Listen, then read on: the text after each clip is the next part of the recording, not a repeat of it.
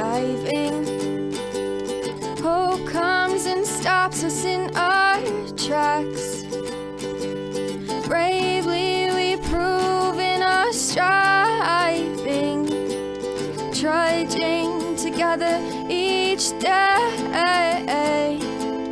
Where there's a will, there's a way.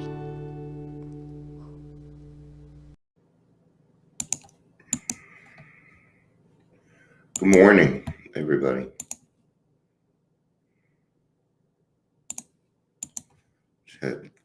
Had some thoughts. Just having some thoughts about people.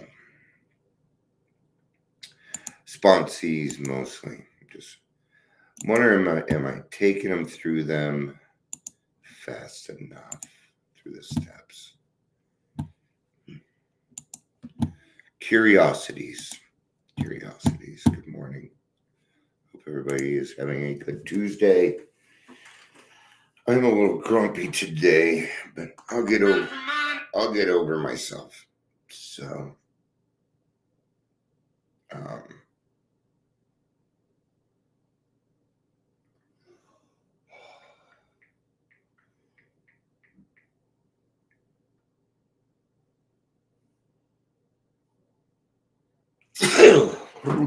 excuse me.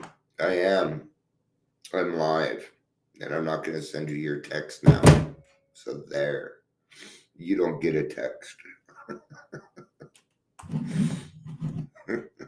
It's like all I ever text you in Ingrid now. I am live. Thank you. That tells me something. There is not a 10-second delay, because that was not even close to 10 seconds. So, cool. Welcome. Daily Trudge. It was just 2:22. I noticed it. Yeah. Accountability. I want to mention something about accountability real quick. Okay. It doesn't matter how long you have. You must always be accountable.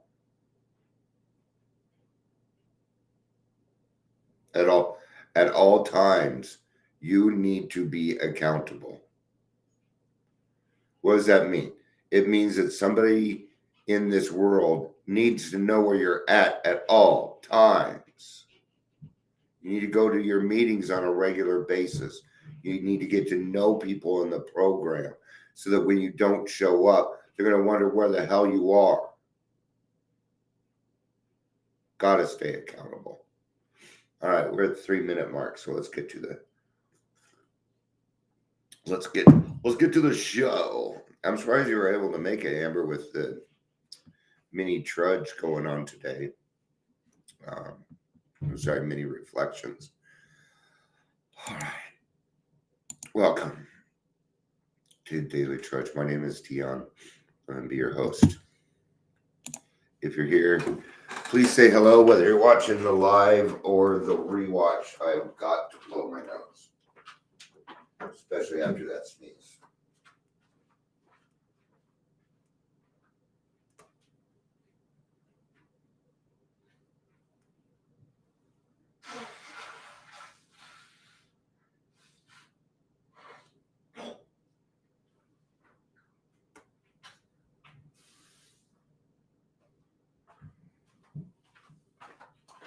All right. There. I don't feel clogged up. I don't feel clogged up anymore.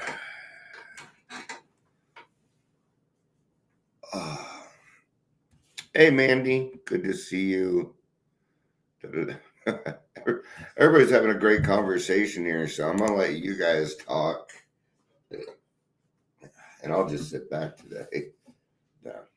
All right. We're reading out the 12 Steps and 12 Traditions, page 116.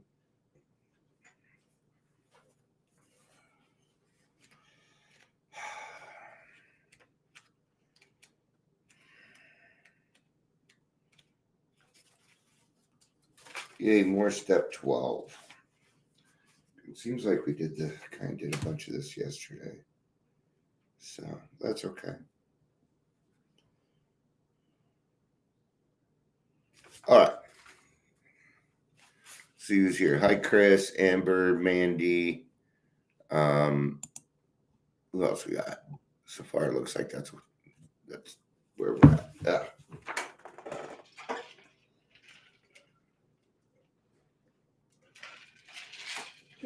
Did you listen to the new fentanyl podcast? Turned out good. Got a lot of compliments. All right. Page 116 at the very top. As we made spiritual progress, we saw through these fallacies. It became clear that if we were ever to feel emotionally secure among grown-up people, we would have to give our lives on a give and take basis. We would have to develop the sense of being in partnership or brotherhood with those about us, those around us.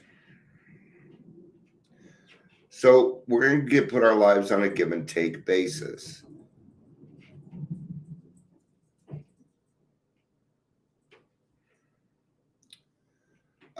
A give and take basis is sponsorship.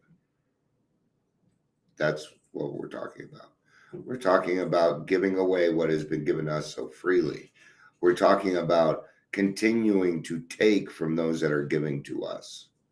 Okay, we must receive. If we don't stop to receive, then you do not have balance in your life. Okay.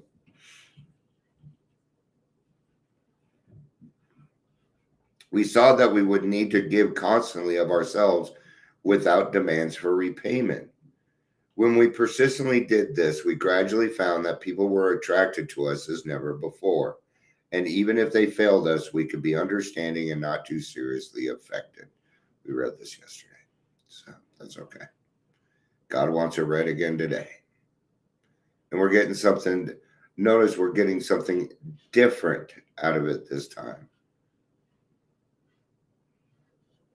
This is a great example that the program is everything that you need. Notice you go to a meeting, it's exactly what you need to hear. It's always going to be exactly what you need to hear. Your intentions are looking for it, silly. You're always going to find what you're looking for. It may not be how you were looking for it, but you'll do it. It'll happen. Those are your intentions at work. Okay?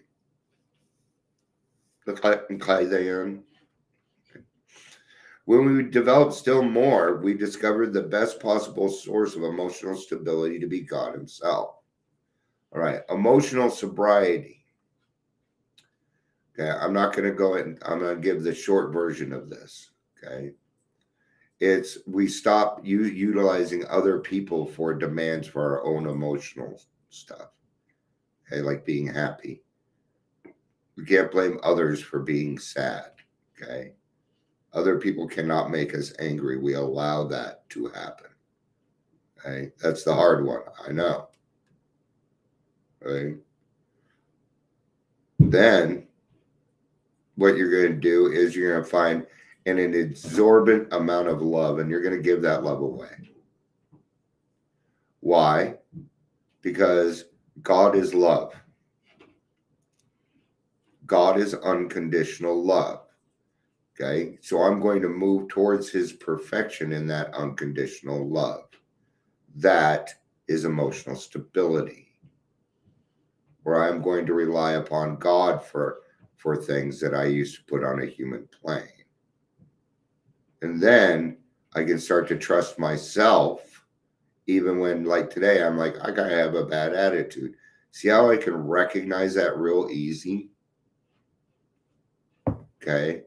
That wasn't very easy when I first started all this. I would wake up, I'm in a bad mood, and I don't fucking care. That's how I used to be. Now I care. Now I care. We found that dependence upon His perfect justice, forgiveness, and love was healthy. And that would work where nothing else would. If we really depended upon God, we couldn't very well play God to our fellows, nor would we feel the urge wholly to rely on human protection and care. we begin to not rely upon it. Because we don't need to. We have another dependence. We have another solution. Right? And that solution is a higher power. Lack of power. That was our dilemma.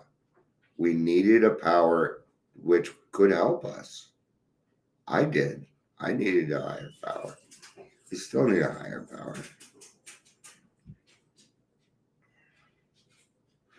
If we really depended upon God, we could. Okay. These were the new attitudes that finally brought many of us an inner strength and peace that could not be deeply shaken by the shortcomings of others or by any calamity not of our own making. See, you get to a point where you have enough courage and your inner boundaries are so strong that people's other actions just don't shake you like they used to. Yeah. I just had somebody let me know that they had relapsed. I don't take that news like I used to. Oh, man. And then I get sad. I throw some sympathy in there. Oh, man. I'm going to tell you something. Slip ain't a bad thing. It's not. A slip is not a bad thing. And I no longer treat it that way. It's like any other human mistake that we make. Okay? It's like every other human mistake that we make. Okay? Why did they drink? Because they were dealing with something beyond their human control. That's it. There is nothing. Okay? So if somebody has a slip, not a relapse means you stayed out. I relapsed. Means I went out for 15 years. A slip means you're coming right back. It doesn't mean you failed. That is not what it fucking means at all. Does it suck? Yeah. We have to start a date over? Yeah, we do. Okay. That's the actual sucky part. Okay. But that doesn't mean that they lost everything that they were working on. No, it doesn't mean that what they were working on was wrong or bad. Okay. Just probably means we need more accountability in there. So we need to learn. If we don't make these into learning lessons, then that person's just going to continue to slip. Causes and conditions. We work with causes and conditions, man. Yeah. See? Good. Huh? Yeah. Relapse. Yeah. And people still say relapse, and I know what they mean, and I'm not going to correct them. Okay. But it's like there's a difference between being sober and recovery. I tell people I'm sober, but I really tout that I'm in recovery. A slip means you came right back, a relapse. And is it important that we know these things? Yes, because doesn't a slip sound a lot easier, a lot less condemning, a lot less shameful? That's why I use it. Okay. Sometimes I use these words because I am not going to call this person any more names. That's why I don't like the saying alcohol use disorder, substance use disorder. No, I don't have a disorder. It's a mental illness, not a disorder. Disorder to me means, and I'm not that way. I am not that way. Oh, man. I hope they feel better. First day of school sickies. I hope they're feeling better. Even if it's a mental health thing. We gave our kids days off because of mental health. You bet your ass we did. Absolutely. Kids come first, man. You bet, Ingrid. I love you. And you're a wonderful mother. You're a wonderful mother. All right. I wish I had a mommy like you. All my life, I depended on people for my emotional needs and security. Oh, dear Lord, did I? And it was hell. It was hell. It wasn't their fault. I want to tell you something. It wasn't their fault. My demands were the problem. My demands. Okay. I didn't ask. I demanded that you follow what I said. And I still go through this. That's why I'm cranky today. That's what it is. I'm cranky. I'm just an old cranky dude today. I'm not really that old, 52, so not really. But today, I cannot live that way anymore. By the grace of God, I have admitted my powerlessness over people, places, and things. I've been a real people addict. Wherever I went, there had to be someone who would pay some kind of attention to me. No. This person, and there's nothing wrong. People do this. It just depends on who you are. Okay. And this is their experience, which makes it fact. I'm just saying I was different. That was all. It was the kind of attitude that could only get worse, because the more I depended on others and demanded attention, the less I received. Less I received. I'm doing the reflection now. I was in the 12 by 12, page 116, but now I'm reading from the daily reflections, which is what you'll be doing in about 25 minutes. So I won't blow too much of it for you. See, for me, and I get this, the more that we demanded something, the less we got. That is going to be true of everything. It's going to be true of everything. Right? And my swearing's gotten better. I certainly don't swear like I used to. But remember when I was trying to quit? Some of you were around for that, because I had a show coming up, and I really do gotta, watch it, because I'm gonna be doing other stuff soon. Right? And it was just getting worse. The more I focused on it, the worse it was getting. And then somebody said, Dion, did you ask God for help? And I said, no, I did not. I didn't.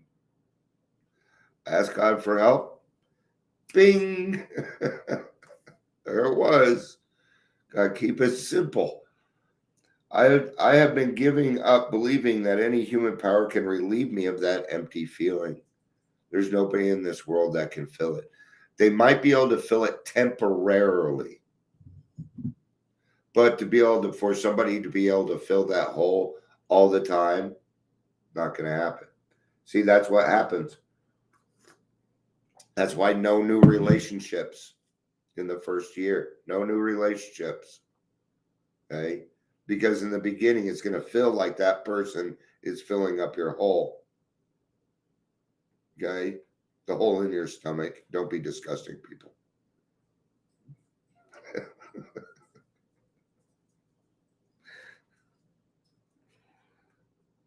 Although I remain a fragile human being who needs to work the AA steps to keep this particular principle before my personality.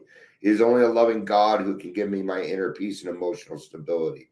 Okay, I need to say something on this. Although I remain a fragile human being, no, I am not fragile. No. Courage.